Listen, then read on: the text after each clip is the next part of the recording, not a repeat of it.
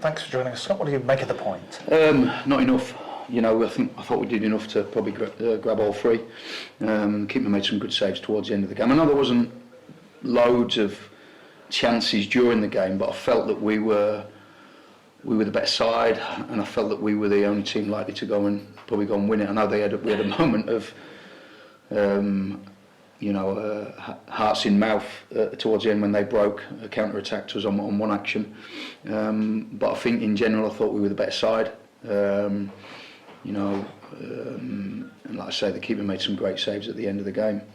What prompted you to sort of tear up the system from, I guess, last week and start again? I felt that we wanted to continue with two up front. I think that was important to us. Obviously, with Johnny's absence, we felt that we could flip back to a 3-5-2. Obviously, we always want to keep an overload in the middle of the park and have three players in the middle. We always want to try and play with two up front. The diamond system worked for us for one game, but not in the second game. And we felt that the 3-5-2, particularly with the fact that they played with two forwards today, it suited. Have you had a chance to look back at the disallowed Wakeling goal? Is it onside or offside, do you think? I've not had a chance, but I did get a message down from my analyst pretty much straight away saying it was offside. So, I don't know. Overall, were you not entirely surprised that the start was a bit slow given the change in formation and personnel? Yeah, no, listen, I suppose so, but we did speak about the fact that we'd conceded the first goal in the last two games inside 10 minutes. The goal at Mansfield was in the first minute, and then the goal at Stockport I think was 10-11 minutes, and we wanted to kind of avoid that today. I don't know what time the first goal was it 10 minutes, so we didn't kind of achieve that, which I'm disappointed about. We looked a little bit open within that action. The wide left player got in between our right wing back and our right hand side centre half, which is disappointing because we worked on being solid, being tight, especially in them opening encounters of a game. So disappointing. But listen, I felt that we bounced back really well. I thought that we were kind of in control for most of the game. They're not a bad side, you've got to give them a bit of credit. They obviously added to the game, and I thought it was two really good sides and a good game of football. It felt like a point in the first half from when you scored when it was just give it to Hunt.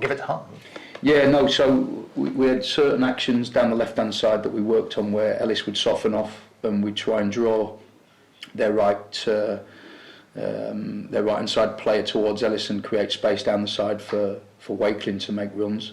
And then it was a different kind of action on the right-hand side where we felt that we could play certain passes and then maybe hit Hutton kind of in behind, and it worked.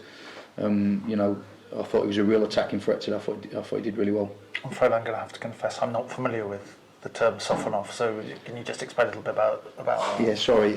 So whoever's got in possession, so if it's Fraser, like Tracy for argument's sake, has got the ball, and we're asking Ellis to come towards him, to create that little bit of space down the sides. So sorry. No, that's fine. Blame my ignorance. Keane Harris got his first sort of league start. So what prompted you to give him that chance today, and how did he do it for you? Keane's a really good footballer, and he's not had a chance. And we've got a squad for a reason. We've got good players, and we've got good strength in depth. And Keane's a big part of what we're doing. And he's not had a chance. And I just felt that we wanted to dominate possession. We know he's a really good footballer, so we just felt it was right for him to play. It must be nice to see Jacob Wakeling get back on the score sheet, given his level of industry.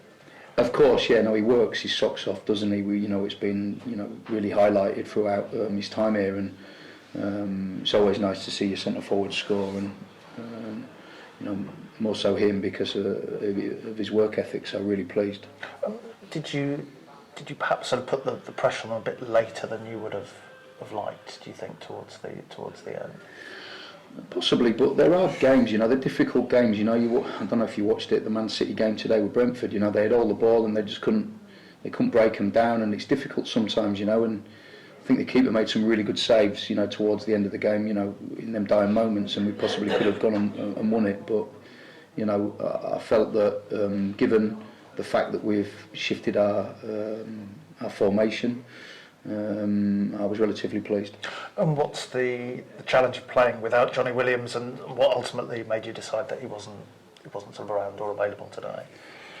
Well, first of all, it's a massive achievement for him to get to the World Cup, you know, and we didn't want to sort of like get in the way of that and risk him. You know, we were very wary that we didn't want any injury or anything like that. It's a massive situation for him, which we're really proud of, and it's big for the football club too. You know, we're really proud of the fact that we've got a player going to the World Cup, and you know, the fact that he was left out of the squad, I think, you know, it had to be done in a way, and we just, you know, we wish him all the best, and hopefully he can go and have a great time out there and then come back unscathed and ready to play again.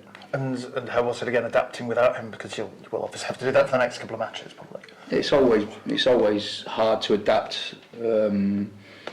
You know, when a player of Johnny's quality is missing, you know. But like I say, we've got a really good squad here. We've got good players.